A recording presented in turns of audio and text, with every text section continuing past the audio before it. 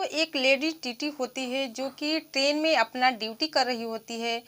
सभी पैसेंजर का ticket check कर रही होती है। तभी पीछे से एक आदमी जो रहता है वो आवाज़ लगाता है कि मैडम जी प्लीज़ मुझे भी एक सीट दिलवा दीजिए। मेरी माँ बीमार है, मैं अपनी माँ को लेकर कहीं जा रहा हूँ इलाज के लिए और मुझे भी एक सीट दिलवा दीजिए। तब वो जो टीटी रहती है लड़की, वो कहती है कि उसकी तरफ देखती नहीं है और पीछे से ही कहती है कि ठीक है मैं बंदोबस्त करती हूँ एक सीट के लिए।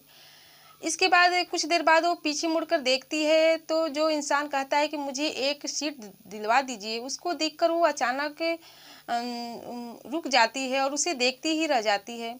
इसके बाद कहती है कि तुम, और वो जो इंसान रहता है, आदमी रहता है, वो भी उसको देखकर अचानक परेशान हो जाता है, देखता ही रह जाता है और कहता है कि तुम। तो दोस्तों आखिर उन दोनों के बीच में ऐसा क्या रिश्ता था जो कि 4 साल के बाद मिले थे और वो दोनों एक दूसरे को देखकर क्यों शौक में आ गए। तो इस कहानी की पूरी जानकारी के लिए वीडियो में लास्ट तक बने रहें। तो दोस्तों नमस्कार, मैं हूँ ज्योति कुशवाहा और आपका ज्योति वॉइस चैनल में तहे दिल से स्वागत है। वीडियो में आगे बढ़ने से पहले आपसे रिक्वेस्ट है कि अगर आप हमारे चैनल पर नए हैं तो वीडियो को लाइक कर दीजिएगा, शेयर कर दीजिएगा और चैनल को सब्सक्राइब जरूर कर लीजिएगा ताकि हमारा हौसला बढ़ता रहे। तो दोस्तों एक परिवार रहता है, उस परिवार में 2 लड़की रहती हैं और एक भाई और उसके माता पिता रहते हैं। जो बड़ी लड़की रहती है उसका नाम शिखा रहता है।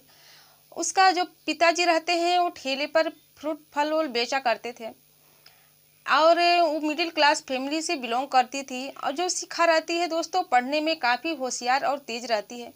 उसके पिता अपना कारोबार करके फल बेच के ठेले पर अपने बच्चों की अच्छी तरह से परवरिश कर रहे थे, पढ़ा लिखा रहे थे। जब शिखा अपना पढ़ाई पूरी कर लेती है, बीए कंप्लीट कर लेती है, तो उसके माता पिता सोचते हैं कि इसकी अच्छे घर में शादी कर दी जाए, क्योंकि मिडिल क्लास के जो फैमिली लोग होते हैं वो सोचते हैं कि बेटी की सही उम्र पर ही शादी कर दी जाए। इसी तरह उसके लिए अच्छा सा रिश्ता ढूंढने लगते हैं। फिर पास के ही गांव में एक अच्छा रिश्ता मिल जाता है। जो कि लड़का रहता है उसका नाम सौरभ रहता है और वो सरकारी बाबू रहता है। इसी तरह दोनों का रिश्ता तय के लिए उसके पिताजी उसको देखने के, उसके घर देखने के लिए जाते हैं। तो जो लड़के की माँ रहती है वो कहती है कि मेरा बेटा सरकारी नौकरी करता है और मुझे दान दहेज ज़्यादा चाहिए क्योंकि मेरा बेटा सरकारी जॉब करता है। लेकिन जो लड़का रहता है वो कहता है कि मुझे दान दहेज से कोई मतलब नहीं है, मुझे एक अच्छी पढ़ी लिखी और समझदार लड़की चाहिए जो कि शिक्षा में सारे गुण संपन्न थे। लेकिन उसकी जो माँ रहती है वो लालची रहती है, कहती है कि मुझे बहुत सा दहेज चाहिए क्योंकि मेरा बेटा बहुत सरकारी नौकरी करता है। लेकिन जो उसका सौरभ, उसका बेटा रहता है, उसे अपनी माँ को समझाता है कि माँ ऐसी कोई बात नहीं है। दोस्तों हमारे समाज में आजकल के लोग, बहुत से लोग हैं जिसकी बेटी की सरकारी नौकरी लग जाती है, वो उसके पर कुछ ज़्यादा ही उड़ने लगते हैं। वो सोचते हैं कि अरे उसको तो वाहवाही हो जाती है कि मेरी बेटी की जॉब लगी है, इतना पैसा चाहिए, उसका अलग ही डिमांड हो जाता है दहेज के लिए। ऐसे ही उन लोगों में बात थी। फिर जो उस लड़की के पिता रहते हैं कहते हैं कि ठीक है, जो भी मेरे बस में है मैं वो सब करूँगा, जितना मुझे देने की ताकत रहेगी उतना मैं अपनी बेटी के लिए दहेज दूंगा, सामान भी दूंगा। फिर दोनों की शादी हो जाती है, धूमधाम से शादी होती है। जब शिखा अपने ससुराल जाती है तो उसकी जो सास रहती है उस समय तो कुछ नहीं बोलती है, लेकिन वो अपने मन ही मन बहुत ही उदास हो जाती है, बहुत ही गुस्सा हो जाती है, क्योंकि वो जितना सोची थी वो उतना उसके शिखा के पापा नहीं, दहेज नहीं दे पाए थे। लेकिन फिर भी उस समय वो कुछ नहीं बोलती है। और जो उधर सौरभ रहता है वो उसे कोई दिक्कत नहीं रहती है, खुश रहता है, क्योंकि उसे जो एक अच्छी सी बीवी, पढ़ी लिखी और समझदार बीवी मिली थी। और जी जो शिखा रहती है वो भी अपने पति को पाकर बहुत ही खुश रहती है। ऐसे ही समय गुजरता जाता है। जब कुछ समय महीना बीतता है तो धीरे धीरे शिखा की जो सास रहती है अपना रंग रूप दिखाने लगती है। शिखा को बात बात पर ताने देने लगती है, कहती है कि तुम्हारे बाप ने ये नहीं दिया, वो नहीं दिया, ऐसे ही बार बार उसको ताने मारने लगती है। शिखा इस बात को सुनती है तो नाराज हो जाती है, उसे दुख लगता है, लेकिन फिर भी वो कुछ नहीं बोलती है। फिर वो एक दिन अपने पति से इस बात के लिए कहती है कि आपकी माँ ऐसे ऐसे ताने मारती है, ऐसे मुझे बोलती है। जो उसके पति रहते हैं कहते हैं कि शिखा मैं कुछ नहीं कर सकता, वो मेरी माँ है, इस बारे में मैं कुछ बोल नहीं सकता हूँ। तो शिखा कहती है कि ठीक है, वो आपकी माँ है आप उसका सम्मान करें वो अच्छी बात है, लेकिन जो गलत है उसको गलत आपको तो बोलना ही पड़ेगा, सही की सही और गलत को गलत तो बोलना ही पड़ेगा। ये कैसी बात हुई? इसमें मेरी क्या गलती है? लेकिन जो सौरभ रहता है कहता है कि मैं इसमें कुछ नहीं कर जा सकता हूँ और तेरे और मेरी माँ के बीच का ये मामला है, तुम दोनों ही समझो। शिखा को ये बात बहुत ही बुरी लगती है। वो कहती है कि जिसके लिए मैं अपने पूरी घर को छोड़कर, अपने परिवार को छोड़कर यहाँ आई हूँ, और सास तो वैसी है ही, लेकिन पति भी वैसा ही है कि ये कुछ नहीं बोलने वाले हैं। मैं पूरी ज़िंदगी इनके साथ यहाँ पर कैसे रहूँगी? जो और सास की जो ताने हैं वो अलग ही हैं। ऐसे ही बीता जाता है। एक दिन शिखा की सास उसको बहुत ही बुरा भला बोलने लगती है शिखा को, और शिखा को भी दोस्तों गुस्सा आ जाता है। वो भी अपनी सास से कुछ बोलने लगती है। इसी बात के लिए दोनों में लड़ाई हो जाती है, और जब लड़ाई होती है तो उसी समय सौरभ घर पे आ जाता है और इससे गुस्सा हो जाता है और अपनी पत्नी शिखा को एक तमाचा मार देता है।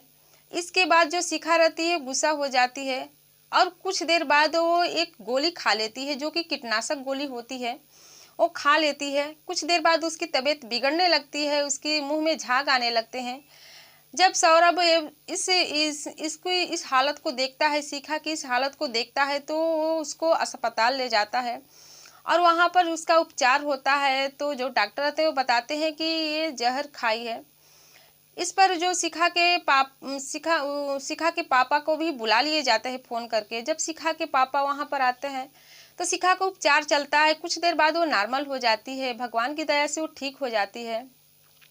फिर उसके पापा पूछते हैं कि बेटी ऐसा कदम तुमने क्यों उठाया, क्या कमी थी हमारी परवरिश में?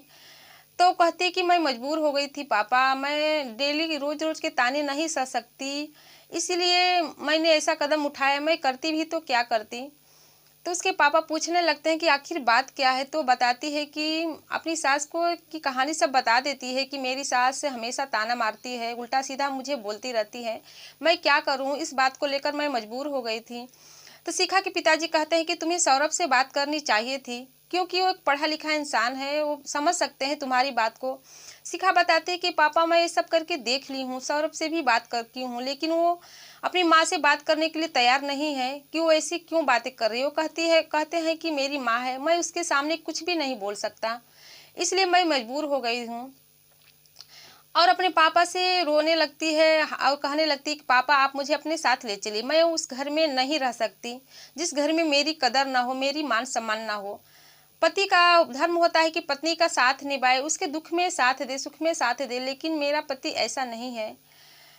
वो अपने पापा से अपने मायके जाने के लिए बात करती है, तो उसके पापा मान जाते हैं, कहते हैं ठीक है बेटा, अगर तुम यही चाहती हो तो चलो। फिर उसके पापा उसको अपने घर ले जाते हैं। ऐसे ही कुछ दिन बीत जाता है। तो दोस्तों जो सौरभ रहता है वो अपनी पत्नी शिखा के लेने के लिए यहाँ पर आता है, उसके मायके आता है और चलने के लिए कहता है। तो शिखा कहती है कि मैं नहीं जा सकती, क्योंकि वहाँ हमारी कोई गलती भी नहीं रहती है, फिर भी आपकी माँ हमको ऐसी ऐसी बातें सुनाती रहती है, कड़वी बातें, और आप कुछ नहीं बोलते हैं, इसलिए मैं आपके साथ नहीं रह सकती, मैं वहाँ पर नहीं जा सकती, मैं यहाँ कुछ करना चाहती हूँ, आगे बढ़ना चाहती हूँ, मैं उस घर में घुट घुट कर नहीं जी सकती।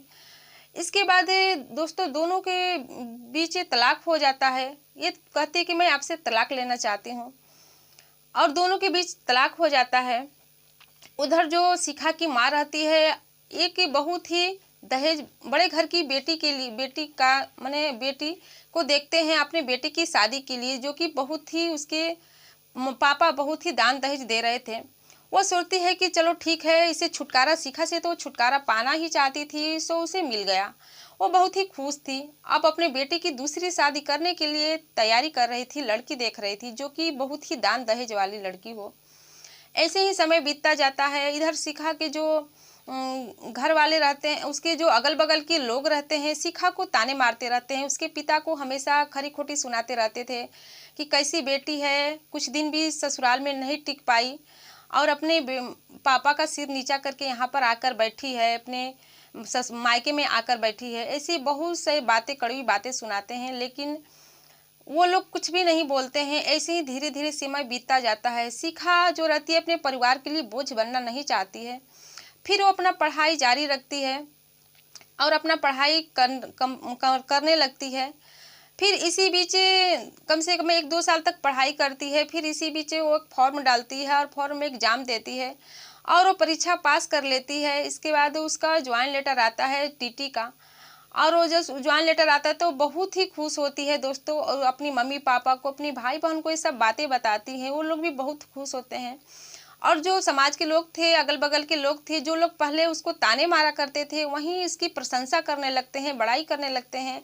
और उसके पिताजी से भी कहते हैं कि आपकी बेटी बहुत ही अच्छी है, नाम रोशन कर दी है खानदान में, इतनी बड़ी जो टीटी बन गई है।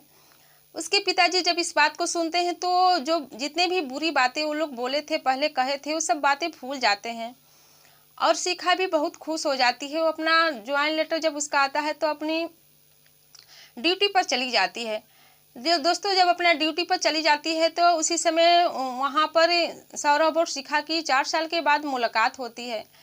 तो जब वो शिखा सौरभ को देखती है तो कहती है तुम, और शिखा सौरभ भी शिखा को देखता है तो अवाक रह जाता है, कहता है कि तुम यहाँ पर कैसे। तो शिखा बताती है कि मैं सरकारी जॉब करती, मैं टीटी बन गई हूँ। तो सौरभ उसे देखता ही रह जाता है।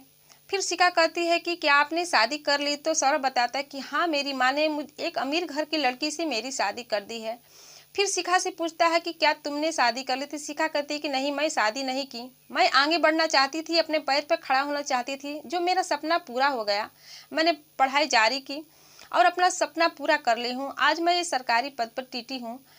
तो जो शिखा रहती है कहती है कि माँ कैसी है, माँ की तबीयत ठीक है। तो अपनी माँ के पास ले जाता है और कहता है कि माँ की तबीयत बिल्कुल भी ठीक नहीं है। शिखा उसका अपनी सासू माँ को जो पैर छूती है तो उसकी सासू माँ देखकर शिखा को रोने लगती है, कहती है कि बेटी मुझे माफ़ कर दो, हम ही दहेज के लोभी थे, हम तुम्हारे साथ हम लोगों ने बहुत ही बुरा बर्ताव किया, तुमको मैंने बहुत ही खरी खोटी सुनाई जिसे तुम हम लोग को छोड़कर चली गई, और मैंने दहेज वाली बहू लाई हूँ जो कि हम लोग की थोड़ा भी कदर नहीं करती है। पैसा तो खूब लाई है लेकिन मान सम्मान हम लोग का नहीं करती, उसी की वजह से मेरी ये हालत हुई है। ढंग से खाना पानी भी नहीं देती है और खरी खोटी भी सुनाती है। मैं ही दहेज के लालच में इतनी गिर गई थी कि मुझे सही क्या है गलत क्या है कुछ पता भी नहीं चला। तुम्हारे साथ हम लोगों ने बहुत बुरा बर्ताव किया है। शिखा कहती है कि मुझे कोई दुख नहीं है कि आप लोगों ने मेरे साथ क्या क्या क्या नहीं किया, और मैं ये सब बातें सुनना भी नहीं चाहती हूँ क्योंकि मैं बहुत आगे बढ़ना चाहती हूँ। इस पर जो जो दोनों तलाकशुदा पति पत्नी थे इस तरह 4 साल बाद मिलते हैं और उनसे बातें होती है। फिर वो जो सौरभ रहता है अपनी माँ को लेकर जहाँ जिस स्टेशन पर उतरना था वहाँ पर वो उतर जाता है। इसके बाद जो शिखा रहती है अपना ड्यूटी करने लगती है और उस ट्रेन जहाँ तक जाती है वहाँ पर जाने लगती है। तो दोस्तों इस घटना से आपकी क्या राय है कमेंट सेक्शन में ज़रूर बताना। और ये कहानी आपको अच्छी लगेगी तो वीडियो को लाइक कर दीजिएगा, शेयर कर दीजिएगा और चैनल को सब्सक्राइब जरूर कर दीजिएगा। तो दोस्तों फिर मिलते हैं अगले दिन नई कहानी के साथ, तब तक के लिए जय हिंद जय भारत।